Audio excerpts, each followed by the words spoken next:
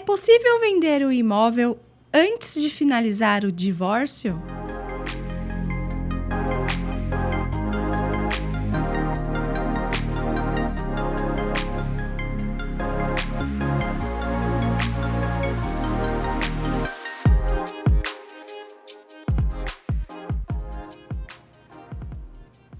Olá, eu sou Fabiana Maia, jornalista do Grupo SP Imóvel. Aqui comigo a advogada Elaine Portela. Ela que é especializada em direito imobiliário. Doutora, seja bem-vinda em nosso bate-papo. Fábio, muito obrigada, Marcel, pelo convite. Espero poder compartilhar aqui com vocês nesse tema que eu amo, que é direito imobiliário. Para compor o bate-papo, o diretor do SP Imóvel, Marcel de Toledo. Olá, Fabíola, doutora.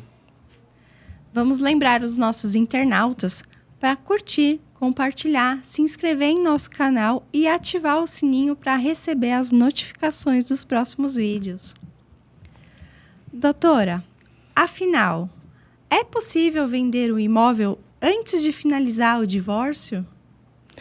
Então, Fábio, a gente sabe que esse momento de divórcio é um momento bem complicado na vida das pessoas, né? Bem complicado. Durante o casamento é tudo meus amores, mas na hora do divórcio as situações acontecem.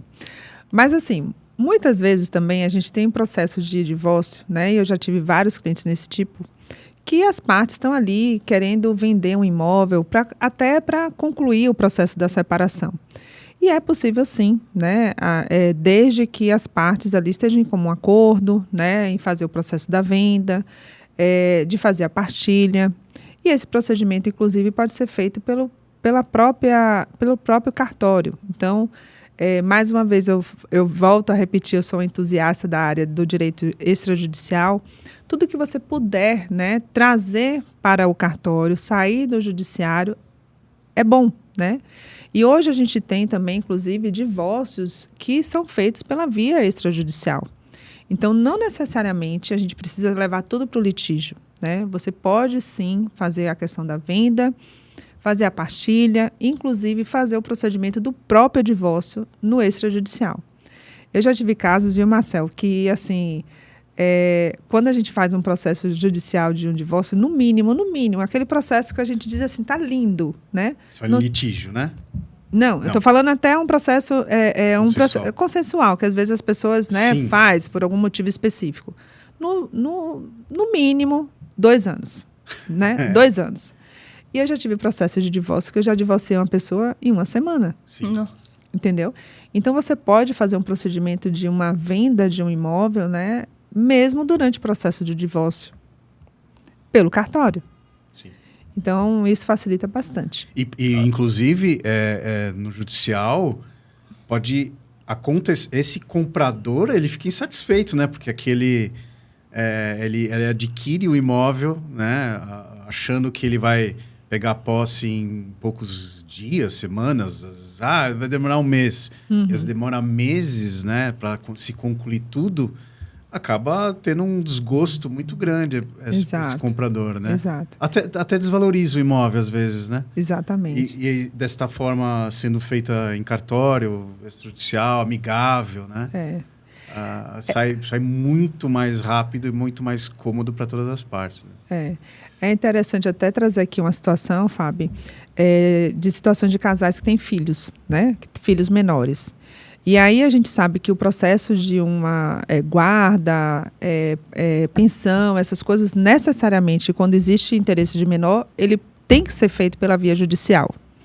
Mas isso não está atrelado à questão dos bens, porque uma das coisas que as pessoas às vezes confundem no processo de separação, a vida como ela é assim, impressionante, mas acontece. As pessoas querem fazer partilha de bens e dizem assim, olha, esse apartamento vai ficar para os filhos, né? Os filhos, eles têm ali expectativa de direitos. Os imóveis são dos pais. Num processo de divórcio, não se está fazendo direito sucessório. Os direitos são diferentes. Isso é um erro grave que muitas pessoas cometem. Né? Exatamente. E vão sentir depois de muitos anos, né?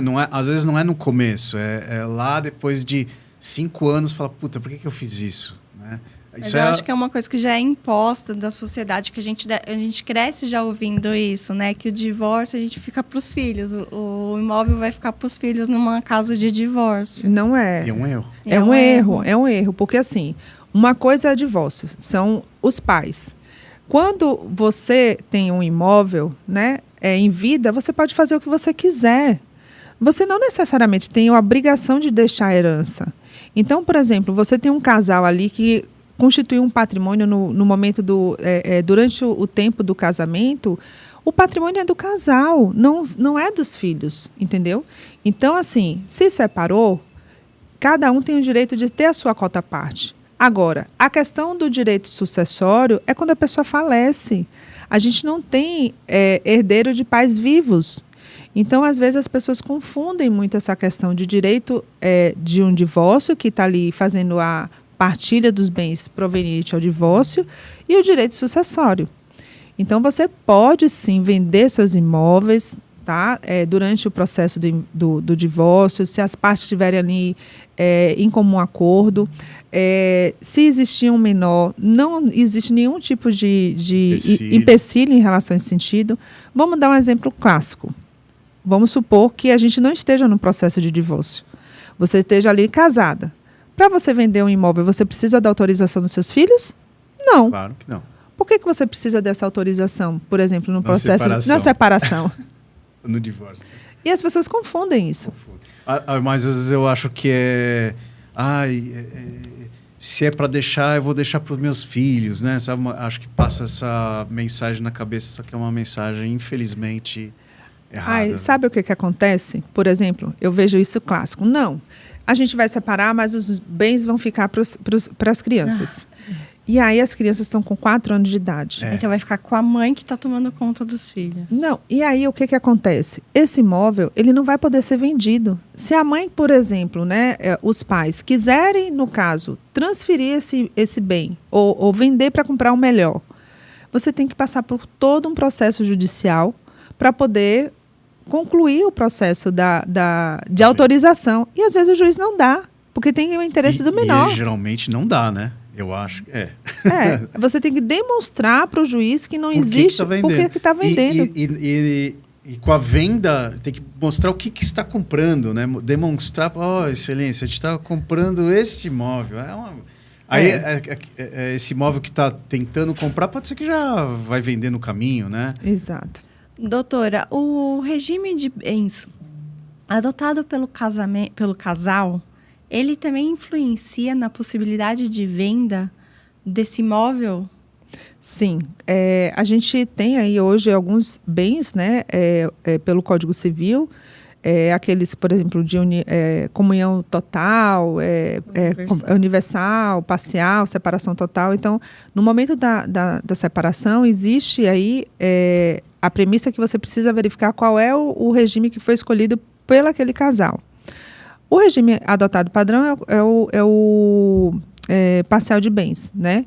Que é aqueles bens que são constituídos dentro juntos do processo. Mas existem patrimônios, por exemplo, que foram constituídos antes do casamento e que não faz parte da partilha. E às vezes também a gente tem situações dessas confusões também. Apesar que se tiver o imóvel financiado... Sabe uma coisa que acontece muito também, Marcel? Que é assim, eu digo, gente, olha... As pessoas não têm o costume de procurar um advogado no momento que está adquirindo um patrimônio, fazendo alguma coisa desse tipo. Só procura advogado quando o bicho pega, né? Mas sabe o que acontece muitas vezes? Vamos supor, eu, Elaine, tenho um imóvel solteira. E aí eu caso, né? Não vou dizer caso com o Marcel, eu caso com o João, né? E aí eu vendo esse imóvel para comprar uma casa melhor agora com o João. Só que o patrimônio, a entrada que foi dada daquele imóvel foi um imóvel que foi meu particular. Que às vezes é 50%, 60% do valor 60% total. Do imóvel. E aí a gente vai, financia na Caixa ou pega o restante, vai comprar com o dinheiro do casal ali, vai pagar durante a constância do casamento. Só que ela não procurou um advogado no momento da compra, para justamente blindar essa porcentagem do imóvel que foi constituído com patrimônio particular. E aí, o imóvel é tão simples, que é uma informação, né? Exatamente, que seria a subrogação, né? Informação é uma simples. Informação simples, que às vezes não tem. O tabelião, ele não está sabendo das particularidades. Não. Então, por isso que é preciso você ter um advogado que te dê essa assessoria. E o custo desse trabalho de prevenção, né? Que a gente chama de prevenção, é centenas, é muito mais barato, né? Exatamente. Vai custar ínfimo perto do que é lá. Um problema. Aí, olha como a vida como ela é. Na hora do divórcio, aí que as cartas se abrem, né? Porque aquele patrimônio, o novo, né, que foi constituído posterior, ele foi adquirido na constância do casamento. Pelo regime do casamento, vamos supor que seja parcial, tudo que constitui durante o casamento, metade, metade. Só que uma parte deu 60%. Então, seria, no caso, e aquela parte que representaria os 60% dela? Então, por isso que começa a dar aqueles problemas, né? E nesse caso específico, aí a parte que não teria que ter provas de que houve essa contribuição. Então, é importante... E atualização do valor, porque quando às vezes comprou lá atrás, sei lá, 10 anos atrás... Custava R$300, 300 mil. 300 mil e agora está 1 milhão, 1 milhão, exatamente. Por isso que é importante, eu sempre falo, infelizmente a gente não tem essa cultura, né? Faz uma assessoria com um advogado especialista da área para poder te dar essas seguranças. Gente, não é caro. É um valor que você paga, né? Às vezes você paga ali o corretor de imóveis, o tabelião, e não tem uma segurança jurídica. É verdade. Doutora, ambos precisam autorizar a venda desse imóvel? Ou existe alguma exceção, algum caso que está autorizado não ter? Então, a exceção é quando você tem ali o casamento com a separação total, né? Tá. Porque até na própria comunhão parcial de bens, mesmo para os bens que foram adquiridos antes do casamento, que a priori o cônjuge não tem a participação como coproprietário, ele precisa anuir a questão da venda. Isso está lá no artigo 681 do Código Civil.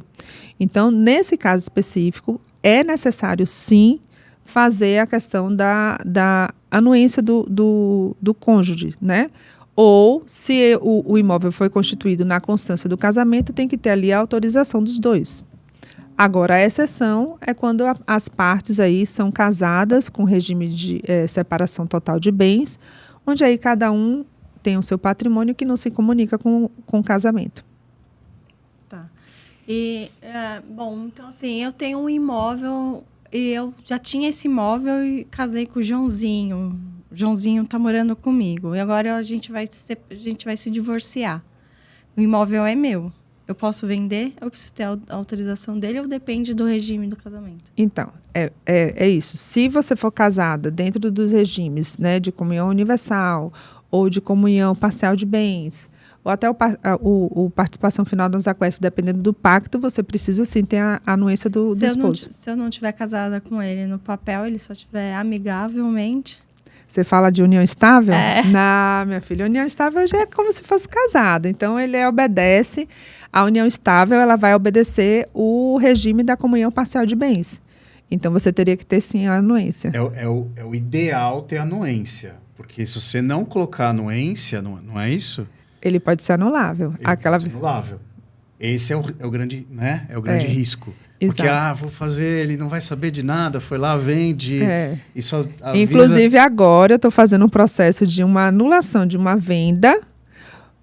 Depois que o companheiro faleceu, né? A companheira ficou sabendo que houve uma questão de uma venda.